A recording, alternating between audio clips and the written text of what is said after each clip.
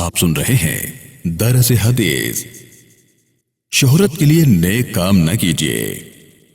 مؤلف ہیں فضیلت الشیخ حضرت مولانا حافظ فضل الرحیم اشرفی صاحب حفظہ اللہ تعالی، محتمم و رئیس جامعہ اشرفیہ لاہور پاکستان۔ عن عمر بن الخطاب رضی اللہ عنہ قال سمعت رسول اللہ صلی اللہ علیہ وسلم یقول انما الاعمال بالنیات وانما لكل امرئ ما نوى فمن كانت هجرته الى الدنيا يصيبها او الى امرأة ينكحها فهجرته الى ما هاجر اليه رواہ البخاری ومسلم۔ حضرت عمر بن الخطاب رضی اللہ تعالیٰ عنہ سے روایت ہے، بیان کرتے ہیں کہ میں نے رسول اللہ صلی اللہ علیہ وسلم سے سنا، آپ فرماتے تھے کہ سب انسانی اعمال کا دار و مدار بس نیتوں پر ہے، اور آدمی کو اس کی نیت ہی کے مطابق پھل ملتا ہے، اور جو کسی دنیاوی غرض کے لیے یا کسی عورت سے نکاح کرنے کی خاطر مہاجر بنا تو اس کی ہجرت اللہ اور رسول کے لیے نہ ہوگی، بلکہ فی الواقع جس دوسری غرض اور نیت سے اس نے ہجرت کی ہے عند اللہ، بس اسی کی طرف اس کی ہجرت مانی جائے گی۔ اسے امام بخاری اور امام مسلم نے روایت کیا ہے۔ میرے پیارے ایمانی بھائیوں، حدیث مبارکہ کا اصل منشا امت پر اس حقیقت کو واضح کرنا ہے کہ تمام اعمال کی صلاح و فساد اور مقبولیت و مردودیت کا مدار نیت پر ہے، یعنی عمل صالح وہی ہوگا اور اسی کے اللہ کے یہاں قدر و قیمت ہوگی جو صالح نیت سے کیا گیا ہو، اور جو عمل صالح کسی بری غرض اور فاسد نیت سے کیا گیا ہوگا وہ صالح اور مقبول نہ ہوگا، بلکہ نیت کے مطابق فاسد اور مردود ہوگا، اگرچہ ظاہری نظر میں صالح ہی معلوم ہو۔ حاصل یہ کہ اللہ تعالیٰ عمل کے ساتھ نیت کا اور ظاہر کے ساتھ باطن کا بھی دیکھنے والا ہے۔ اس کے یہاں ہر عمل کی قدر و قیمت عمل کرنے والے کی نیت کے حساب سے لگائی جائے گی۔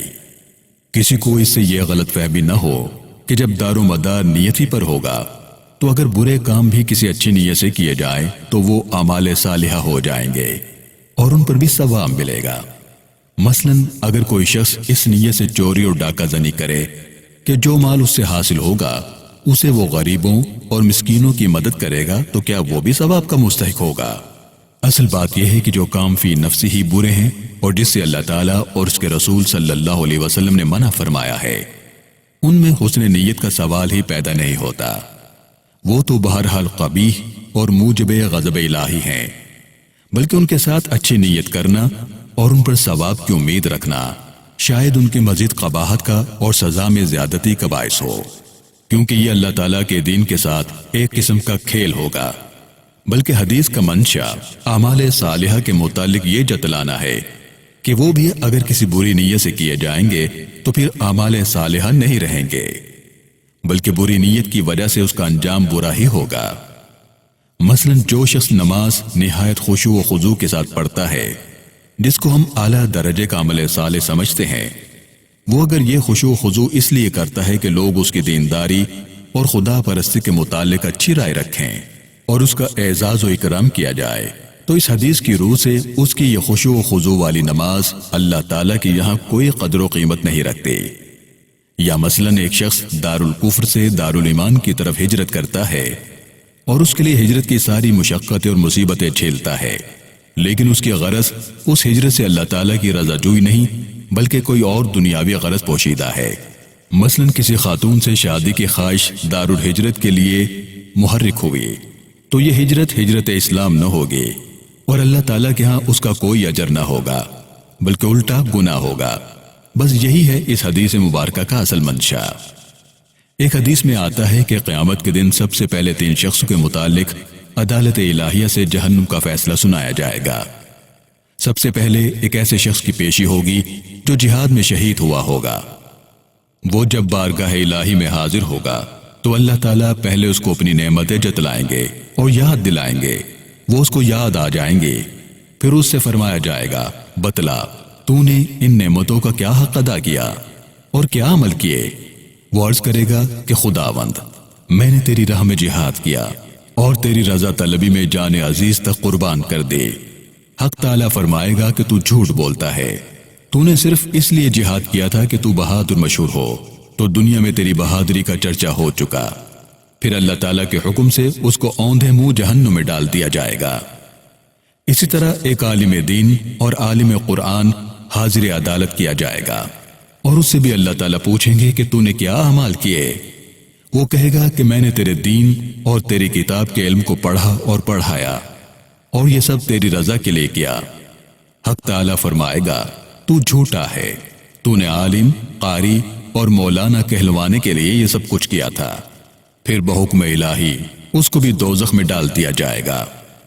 پھر اس کے بعد ایک اور شخص پیش کیا جائے گا جس کو اللہ تعالیٰ نے بہت کچھ مال و دولت عطا کیا ہوگا۔ اس سے بھی سوال کیا جائے گا کہ تو نے مال و دولت کا کیا کیا؟ وہ عرض کرے گا کہ خداوندہ، میں نے خیر کا کوئی شعبہ ایسا نہیں چھوڑا جس میں تیری رضا جوئی کے لیے اپنا مال خرچ نہ کیا ہو۔ حق تعالیٰ فرمائے گا تو جھوٹا ہے، تو نے صرف اس لیے مال خرچ کیا تھا کہ دنیا تجھ کو سخی کہے، تو دنیا میں تیری سخاوت کا خوب چرچا ہوا۔